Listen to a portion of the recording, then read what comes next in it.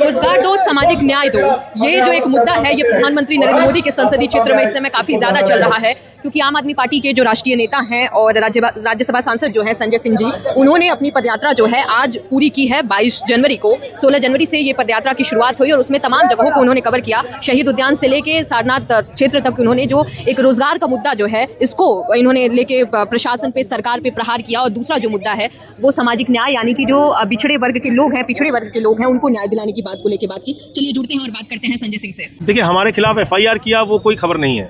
हमारे खिलाफ तो रोज एफआईआर होता है, 50-60 एफआईआर कर चुके हैं। जो और करना चाहे कर ले।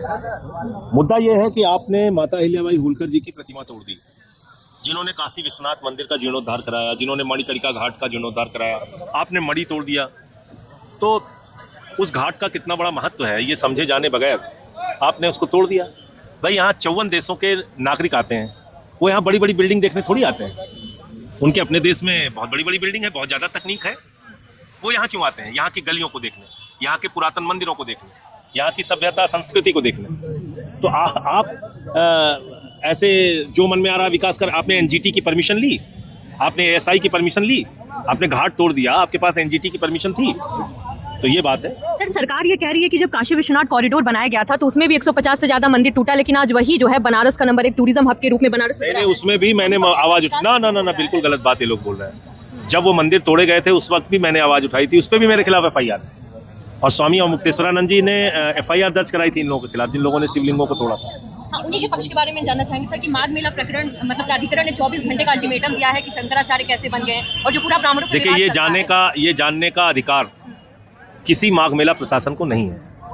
हिंदू धर्म में शंकराचार्य कौन होगा उसका एक रीति रिवाज तय है, उसमें किसी डीएम या किसी प्रशासनिक अधिकारी या सीएम पीएम का लेना देना नहीं। सुप्रीम कोर्ट तो कह रही है कि जब उनका अभिषेक हुआ ही नहीं है तो शंकराचार्य कैसे बन गए? नहीं, देखिए, ऐसा है कि जो कुछ भी पूछेगा वो सुप्रीम कोर्ट पूछेगा, अगर मामला सुप्रीम कोर्ट में है तो। ठीक है सर, यहाँ से आम आदमी पार्टी का विजन क्या है, ये जानना चाहिए। हमारा सीधे ये है, हम मुद्दों की राजनीति करना चाहते हैं और नफरत की राजनीति पे ताला लगाना चाहते हैं।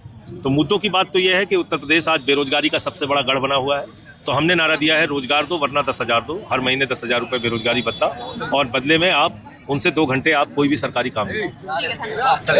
तो आपने देखा कि आम आदमी पार्टी के जो नेता हैं और राज्यसभा सांसद भी हैं इस समय, जो संजय सिंह जी हैं, वो हमारे साथ जुड़े हुए थे और उन्होंने कई मुद्दों पे बात किया। जो इनका हम कहें कि 16 जनवरी से लेके 22 जनवरी तक जो पदयात्रा निकला है वहाँ पे शहीद उद्यान से होके फिर सारनाथ तक पहुंचा है, बौद्ध की नगरी सारनाथ तक, इसमें उन्होंने कई मुद्दों पे जो है बात किया, रोजगार के मुद्दे पे बात किया, और दूसरी तरफ सामाजिक न्याय यानी कि जो पिछड़े वर्ग है उस पर किस तरह की प्रताड़ना की जा रही है उसको लेके भी उन्होंने बात किया।